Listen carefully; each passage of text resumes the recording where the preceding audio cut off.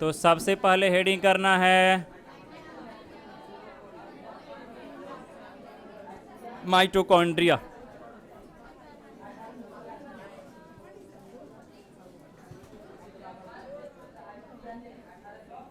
Heading करो।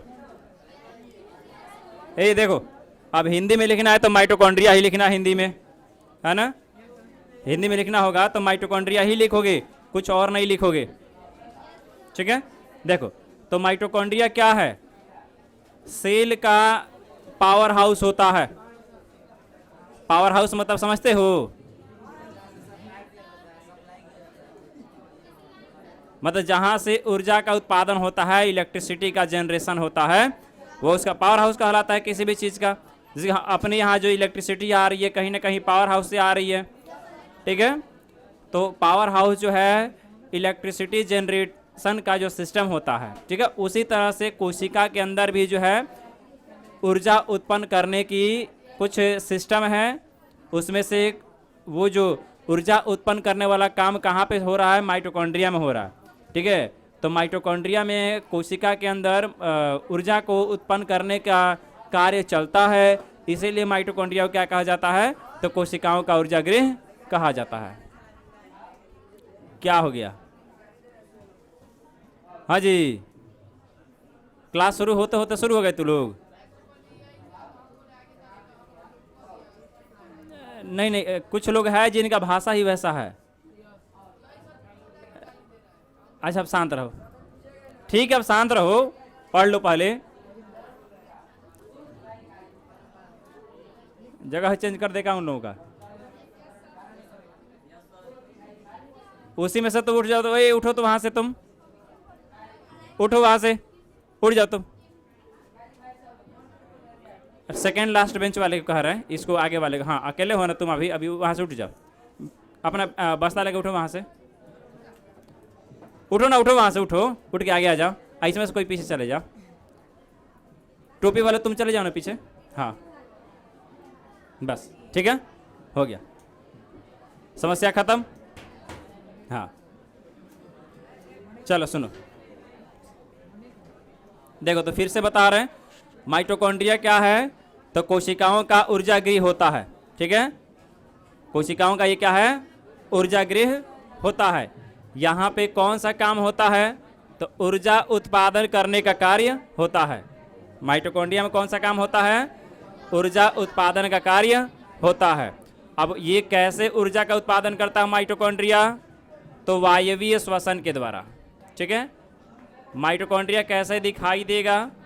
तो normally ये माइटोकॉन्ड्रिया को हम लोग लाइट माइक्रोस्कोप से तो नहीं देख सकते हैं, ठीक है।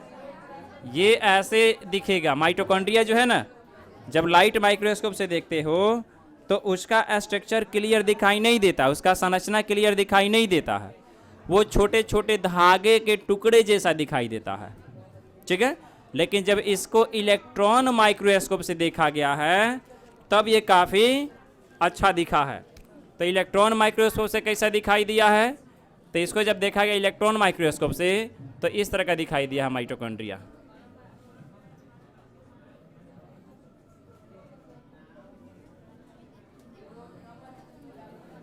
ये हो गया। इसके दो परत दिखाई दिए, एक बाहर की ओर और एक अंदर की ओर।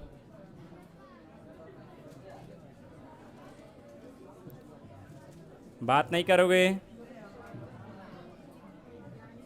तो ऐसे जो है माइटोकॉन्ड्रिया के दो परत दिखाई दिए हैं। किससे? इलेक्ट्रॉन माइक्रोस्कोप से, ठीक है। इसके अंदर अपना इसका खुद का डीएनए होता है, कुछ तरल पदार्थ भरे होते हैं, ठीक है।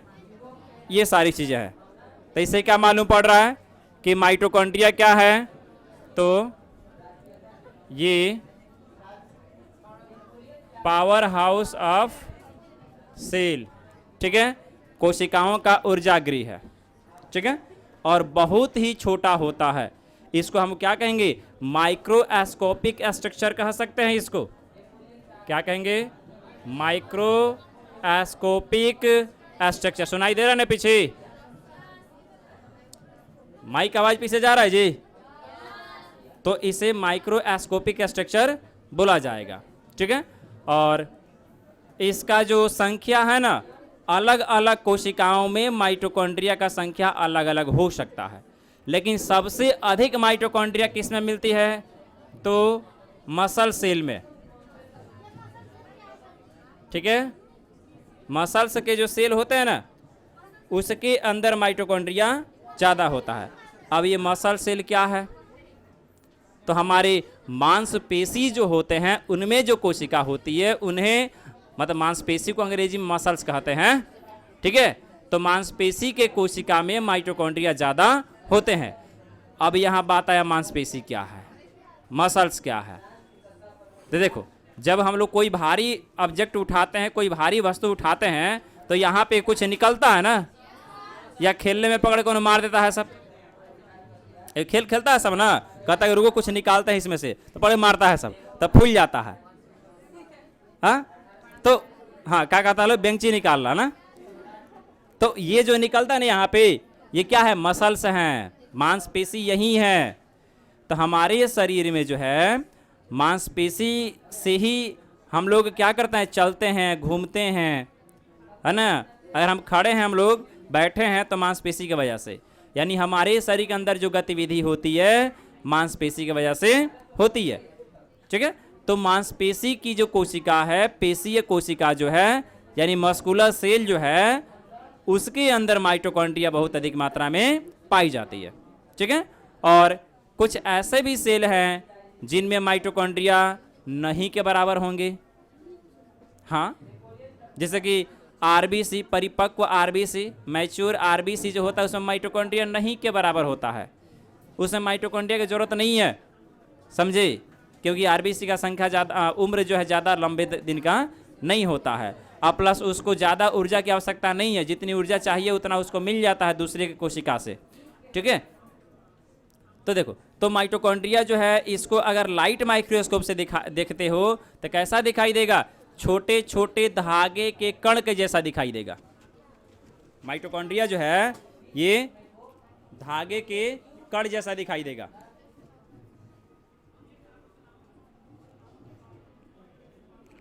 साफ आवाज नहीं आ रहा ना, देखो, तो माइटोकॉन्ड्रिया जो है, इसको जब लाइट माइक्रोस्कोप से देखोगे तो कैसा दिखाई देगा? धागे के जैसा दिखाई देगा, छोटा छोटा। ठीक है, लेकिन इसी को जब इलेक्ट्रॉन माइक्रोस्कोप से देखा गया तो इस तरह का दिखाई देता है। अब ये जो माइटोकॉन्ड्रिया दिख रहा है, इसमें अलग अलग भाग है। जैसे सबसे बाहर की ओर परत जो है, उसका नाम क्या होगा? कोशिका झिल्ली। यहाँ पे नाम थोड़ी देंगे, वैसे ये झिल्ली कोशिका झिल्ली की तरह ही है बनावट में। बनावट में तो कोशिका झिल्ली की जैसी ही है, लेकिन इसका नाम अलग हो जाएगा। ठीक है, क्या हो जाएगा नाम? तो पेरी माइटोकॉन्ड्रियल मेम्ब्रेन दिखाई दे रहा पीछे, पेरी माइटोकॉन्ड्रियल मेम्ब्रेन। ठीक है, और ये अंदर की ओर जो है ना, ये वाली, इसे क्या बोलेंगे? Inner mitochondrial membrane. Inner mitochondrial membrane. ठीक है, और इसके अंदर जो खाली जगह ये है ना, यहाँ पे ये बीच में खाली जगह है, तो इस खाली जगह को क्या कहेंगे? हाँ,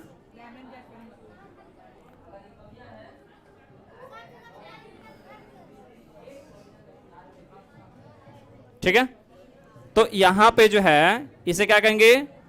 माइटोकॉन्ड्रियल स्पेस कह देंगे।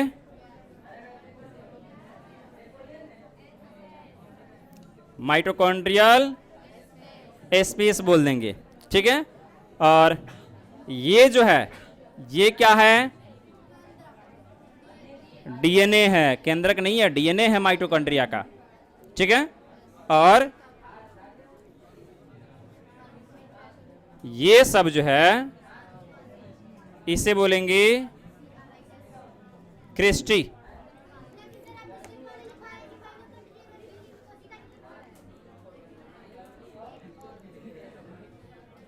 देखो तो यहां पे जो है माइटोकॉन्ड्रिया में बाहर की ओर जो परत है नाम क्या है उसका, पेरी माइटोकॉन्ड्रियल मेम्ब्रेन, ठीक है।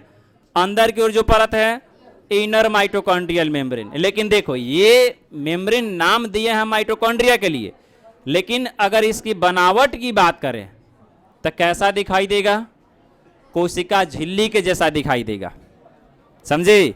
वहां पर यह बताया गया था कि कोशिका झिल्ली जो है ये अन्य कोशिकांगों में भी पाई जाती है, लेकिन ये नहीं कहा गया था कि वहां भी कोशिका झिल्ली ही कहेंगे, है ना। जैसे कि मान लो कि तुम भी इंसान हो, हम भी इंसान है, मेरा नाम अलग है, तुम्हारा नाम अलग है, मेरा काम अलग है, तुम्हारा काम अलग है ना। अब तुम भी इंसान, मैं भी इंसान, इसका मतलब क्या कि मतलब कि हम तुम जैसे हो जाएंगे, मतलब तुम्हारे जैसा हम हो जाएंगे, या तुम मेरे जैसे हो जाओगे, नहीं। क्या बोला है, चपलवा, अच्छा कौन बोला है,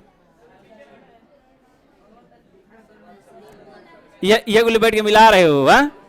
कि कौन किसके जैसा दिख रहा है। चलो देखो तो यहां पे सुनो, तो पेरी माइटोकॉन्ड्रियल मेम्ब्रेन क्या है, माइटोकॉन्ड्रिया की बाहरी परत है, ठीक है। इनर माइटोकॉन्ड्रियल मेम्ब्रेन माइटोकॉन्ड्रिया के आंतरिक परत है। अंग्रेजी में लिखा है, इसका हिंदी भी लिख देंगे तो हिंदी वैसा ही रहेगा, उसी को हिंदी में लिखा जाएगा, समझे। पेरी माइटोकॉन्ड्रियल का पेरी माइटोकॉन्ड्रियल ही होगा, समझे, उसका ये नहीं होगा, अलग नहीं होगा। देखो तो यहां पे इनर माइटोकॉन्ड्रियल हो गया, और उसके बाद सुनो, धूप लग रहा है यहां पे चेहरे पे डायरेक्ट ना, ठीक है रखो। अब देखो अब माइटोकॉन्ड्रिया के अंदर क्या है, खाली जगह है, तो खाली जगह का नाम क्या हो गया, माइटोकॉन्ड्रियल स्पेस। स्पेस का मतलब होता है खाली जगह, ठीक है। और ये सुनो, उसके अंदर जो उंगली जैसी संरचना निकली हुई है उसका क्या नाम दे दिए, क्रिस्टी, ठीक है। और उसके अंदर अपना खुद का डीएनए है, ठीक है, इसका अपना डीएनए है। ये डीएनए कैसा दिख रहा है, सर्कल जैसा, इसलिए इसको सर्कुलर डीएनए कह सकते हैं। कि माइटोकॉन्ड्रिया में किस प्रकार का डीएनए होता है, तो सर्कुलर, मतलब वृत्ताकार डीएनए होता है। देखो एक और बात सुनो, जब माइटोकॉन्ड्रिया में अपना खुद का डीएनए है ना, तो ये अपना हर काम खुद से करेगा, समझे। जब चाहे तो अपनी संख्या बढ़ा सकता है, जब चाहे तब संख्या घटा सकता है, जितनी मात्रा में चाहे उतनी मात्रा में ऊर्जा उत्पन्न कर सकता है, सारा काम खुद से कंट्रोल कर सकता है, समझे। तो इसीलिए माइटोकॉन्ड्रिया को क्या नाम देंगे, ऑटोनोमस सेल ऑर्गेनेलिज, ठीक है। माइटोकॉन्ड्रिया जो है उसे ऑटोनोमस सेल ऑर्गेनेलिज कह सकते हैं, समझे। देखो तो ऑटोनोमस सेल ऑर्गेनेलिज उन सभी कोशिकांगों को कह सकते हैं जिसका अपना खुद का डीएनए होता है, वो अपने सारे काम खुद से कंट्रोल करते हैं, ठीक है। तो माइटोकॉन्ड्रिया अपना सब काम खुद से नियंत्रित कर लेगा, कंट्रोल कर लेगा, इसीलिए इसको क्या कह देंगे, ऑटोनोमस सेल ऑर्गेनेलिज कह देंगे, ठीक है।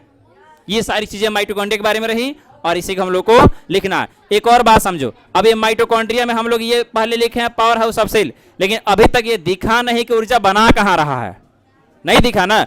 देखो कैसे ऊर्जा बनाता है, तो सबसे पहले हम लोग जो खाना खाते हैं, जैसे मान लो कि तुम दाल चावल खा लिए, ठीक है, नहीं खाए, मान लो रोटी सब्जी खा लिए, वो नहीं खाए, मीट भात खा लो, है ना। सुनो, कुछ हो खाए, खा लिए, तो खाना जैसे तुम्हारे शरीर में जाएगा, पचेगा, पचने के बाद से कहां जाएगा, हमारे रक्त में जाएगा, ब्लड में जाएगा, ठीक है। और कौन सी मीटिंग कर रही है, इसको कर रहा है, इसको, हाँ देखो, तो जैसे खाना हम लोग खाए, खाना पच के कहां गया, ब्लड में गया, रक्त में गया, और रक्त क्या करेगा, हमारे शरीर के सारे कोशिकाओं को खाना दे देगा। तो जैसे मान लो कि ग्लूकोज ग्लूकोज जो है हमारे भोजन से मिला, यही मुख्य मतलब ग्लूकोज ही मुख्य रूप से ऊर्जा उत्पादन में प्रयोग होता है, ठीक है। तो ग्लूकोज हमारे रक्त से हमारे कोशिका के अंदर आया, ठीक है। और जैसे कोशिका के अंदर ग्लूकोज आएगा, मान लो ग्लूकोज का एक अणु जो है कोशिका के अंदर आया, ठीक है, तो ग्लूकोज का एक अणु जब कोशिका के अंदर आएगा तो ये पहले 2 अणु में टूट जाएगा, ठीक है। ये ग्लूकोज का एक अणु 2 अणु में टूटेगा, ठीक है। और ये दोनों अणु जो है ना छोटे छोटे, ये माइटोकॉन्ड्रिया में जाएंगे। तो ये माइटोकॉन्ड्रिया अंदर नहीं दिखाए, बाहर दिखाए हैं। तो ये जो जैसे कि मान लो कि ये एक अणु कोशिका के अंदर आया है ना, एक अणु कोशिका के अंदर आया, आके 2 अणु में टूट गया, टूटा। अब ये दोनों के दोनों क्या होंगे, कोशिका ये माइटोकॉन्ड्रिया के अंदर आ जाएंगे, ठीक है, माइटोकॉन्ड्रिया के अंदर आए। लेकिन एक बात ध्यान देना, जब ये एक वाला अंदर कोशिका के अंदर आके जब टूटेगा ना, तो इसके टूटने पे भी क्या होगा, यहां पर भी ऊर्जा उत्पन्न होगा, है ना, यहां पर भी ऊर्जा उत्पन्न होगा, ठीक है। ऊर्जा जो उत्पन्न होगा ना, वो ऊर्जा एटीपी के रूप में संचित हो जाएगा, ठीक है, एटीपी, ठीक है। अब तुमको हम ये बताने नहीं जाएंगे ना कि ऊर्जा का मतलब क्या होता है, हाँ। देखो, तो ये एक अणु जो है टूटा तो ऊर्जा मिला, वो ऊर्जा किस रूप में संचित हो गया, एटीपी के रूप में संचित हो गया। इसके बाद से एटीपी का फुल फॉर्म कल लिखवाए थे, एडिनोसिन ट्राइफॉस्फेट, ठीक है, रोज रोज लिखते रहे, हाँ, सब कल लिखवाए थे। आप बोर्ड पे लिख दिया, बोर्ड पे से नहीं लिखोगे तो मेरी जिम्मेदारी है वो, पागल इंसान। हाँ देखो, तो ये एटीपी यहां पे बना। उसके बाद से ये जो है अंदर जो माइटोकॉन्ड्रिया के अंदर जो ग्लूकोज मतलब ये अणु आया ना, ये जो है ये माइटोकॉन्ड्रिया के अंदर उपस्थित ऑक्सीजन से अभिक्रिया करेगा, ठीक है।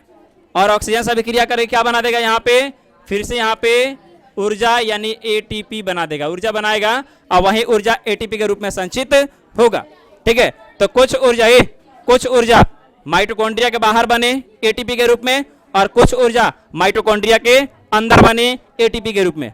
बाहर थोड़े कम बनते हैं, माइटोकॉन्ड्रिया के अंदर ये ज्यादा बनते हैं, ठीक है। सुनो, तो ये पहले ऊर्जा जो है निकले ना यहाँ पे, इसके टूटने से यही ऊर्जा एटीपी के रूप में इकट्ठा हो गए, यानी कि जो ऊर्जा निकले वो एटीपी के रूप में क्या हुए, संचित हो गए, ठीक है।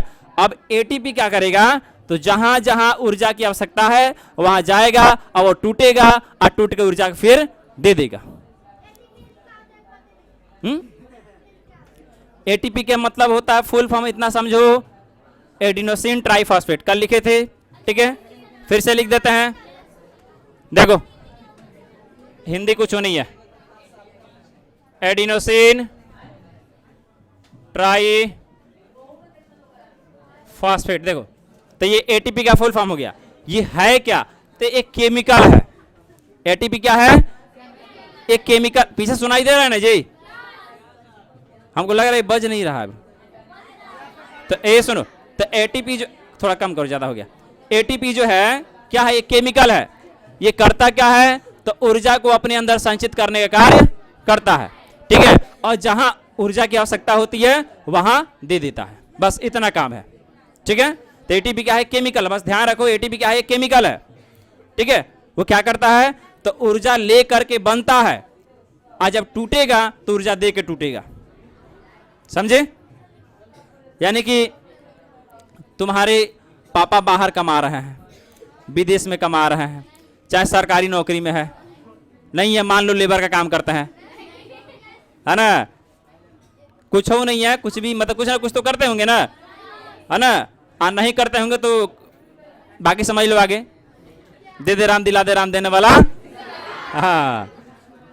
तो नहीं करेंगे तो वही ना होगा अंत में। तो उतने कंडीशन किसी के खराब नहीं है, चलो छोड़ो। तो जैसा कि मान लो कि हमारे पेरेंट बाहर कमा रहे हैं, पैसे कमा रहे हैं अपने घर पे, जो भी है पैसे कमा के आते, जब पैसा आता है घर पे तो क्या होता है, हमारे मतलब खाने पीने की जो सामान चाहिए वो खरीदे जाते हैं, कपड़ा लता, दवाइयाँ, सारी चीज़ें खरीद लिए जाते हैं। उसके बाद जो पैसा बचता है उसका क्या होता है, तो या तो हम लोग क्या, या तो ज़मीन खरीदते हैं, नहीं तो सोना चांदी खरीदते हैं गहना, और नहीं तो बैंक में डाल देते हैं, ठीक है। तो तुम्हारा सुनो, सोना चांदी, जमीन और ये तुम्हारा बैंक में रखा हुआ पैसा समझो है एटीपी। हाँ, जैसे कमाए तो कमा के तुमने क्या लाए, मतलब पेरेंट कमाए क्या लाए, पैसा लाए, पैसा मतलब ऊर्जा लाए, है ना, और वही ऊर्जा एटीपी के रूप में यानी कि बैंक बैलेंस जमीन के रूप में संचित हो गया। आज जिस दिन जरूरत पड़ेगा पैसे का तो बैंक से पैसा निकालो, अपना काम करो, समझे। तो जिस तरह से, और मान लो जिस दिन बैंक बैलेंस खत्म हो गया उस दिन गहना खरीद कर रखे हो ना, बेचो। हाँ, कुछ लोग जमीनों बेचता है सब, समझ रहे हो ना। तो जो भी है बैंक बैलेंस तुम्हारा एटीपी की तरह काम कर रहा है। तो वही एटीपी वही है, ठीक है, कि हमारे शरीर में, हमारे कोशिका में जो ऊर्जा बनेगा उस ऊर्जा को एटीपी के रूप में क्या करेगी कोशिका, संचित रखेगी, ठीक है। तो समझो यहाँ पे, तो माइटोकॉन्ड्रिया में ऊर्जा इस तरह से बना, यानी कि हम लोग खाना खाए तो हमारे शरीर में क्या, ग्लूकोज जो है ब्लड में गया, अब ब्लड से ग्लूकोज जो है हमारे कोशिका के अंदर आया। कोशिका में ये ग्लूकोज जो है ना दो पार्ट में टूटा, तो दो पार्ट में टूटा तो किस केमिकल के रूप में टूटेगा, नहीं नहीं नहीं, एक मॉलिक्यूल टूट के दो मॉलिक्यूल बनाए हैं ना, एक अणु टूट के दो अणु, तो इस अणु का नाम होता है पाइरुवेट। देखो इस अणु का नाम होगा पाइरुवेट,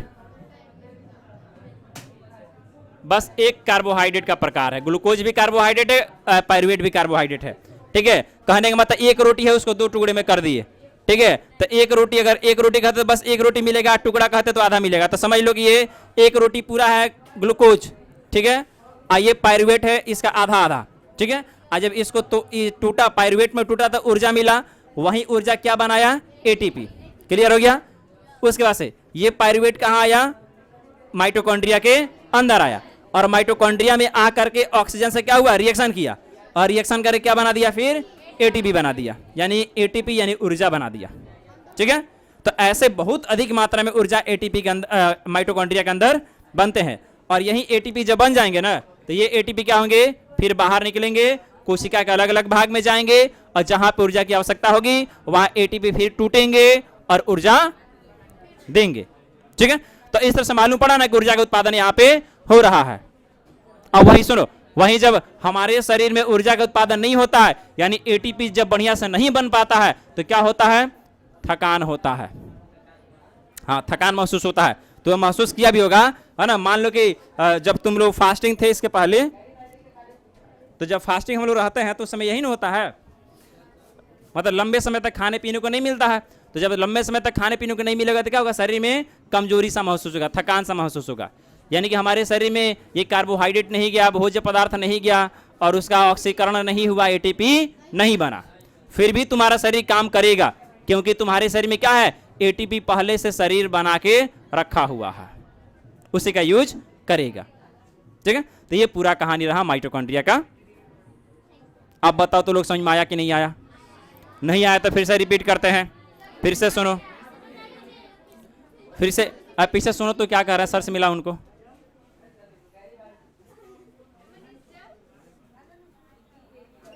किसी को बुला रहे हैं, हाँ हाँ जाओ,